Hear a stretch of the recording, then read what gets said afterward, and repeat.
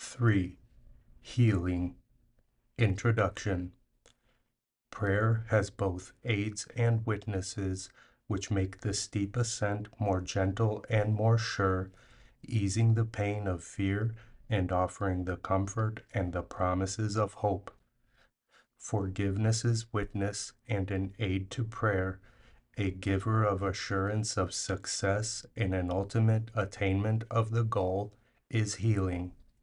Its importance should not be too strongly emphasized, for healing is a sign or symbol of forgiveness's strength and only an effect or shadow of a change of mind about the goal of prayer.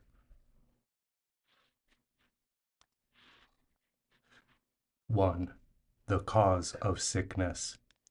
Do not mistake effect for cause, nor think that sickness is apart and separate from what its cause must be. It is a sign, a shadow of an evil thought that seems to have reality and to be just, according to the usage of the world. It is external proof of inner sins and witnesses to unforgiving thoughts that injure and would hurt the Son of God. Healing the body is impossible, and this is shown by the brief nature of the cure. The body yet must die, and so its healing but delays its turning back to dust, where it was born and will return. The body's cause is unforgiveness of the Son of God. It has not left its source, and in its pain and aging, and the mark of death upon it, this is clearly shown. Fearful and frail it seems to be to those who think their life is tied to its commands and linked to its unstable, tiny breath. Death stares at them as every moment goes irrevocably past their grasping hands, which cannot hold them back. And they feel fear as bodies change and sicken, for they sense the heavy scent of death upon their hearts. The body can be healed as an effect of true forgiveness. Only that can give remembrance of immortality, which is the gift of holiness and love. Forgiveness must be given by a mind which understands that it must overlook all shadows on the holy face of Christ, among which sickness should be seen as one. Nothing but that, the sign of judgment made by brother upon brother, and the Son of God upon himself. For he has damned his body as his prison, and forgot that it is he who gave this role to it. What he has done now must God's Son undo, but not alone, for he has thrown away the prison's key, his holy sinlessness and the remembrance of his Father's love. Yet help is given to him and the voice his Father placed in him. The power to heal is now his Father's gift, for through his voice he can still reach his Son, reminding him the body may become his chosen home, but it will never be his home in truth. Distinctions therefore must be made between true healing and its faulty counterpart. The world of opposites is healing's place, for what in heaven could there be to heal? As prayer within the world can ask amiss, and seeming charity forgive to kill, so healing can be false as well as true, a witness to the power of the world or to the everlasting love of God.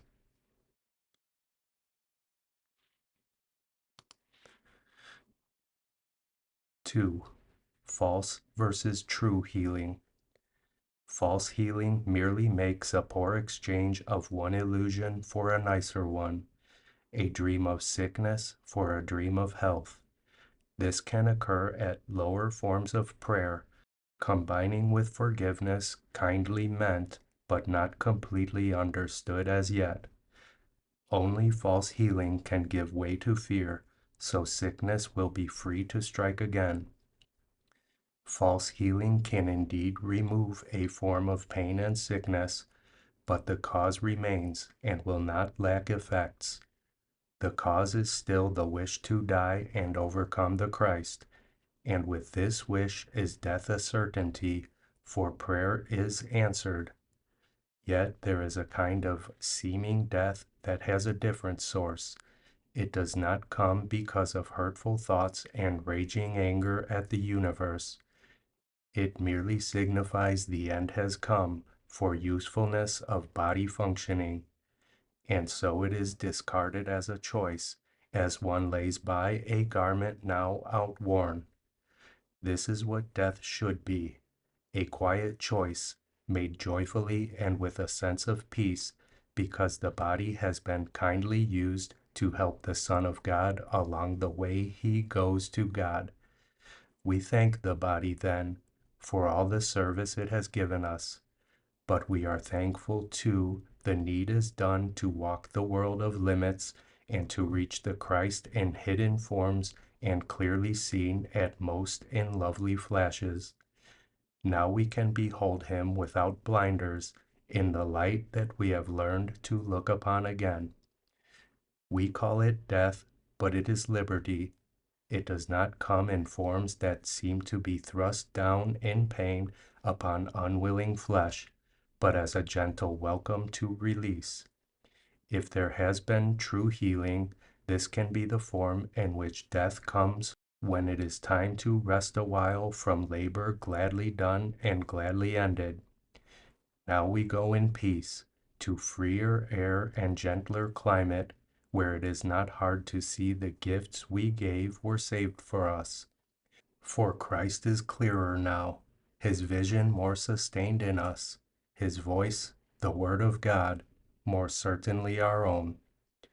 This gentle passage to a higher prayer, a kind forgiveness of the ways of earth, can only be received with thankfulness.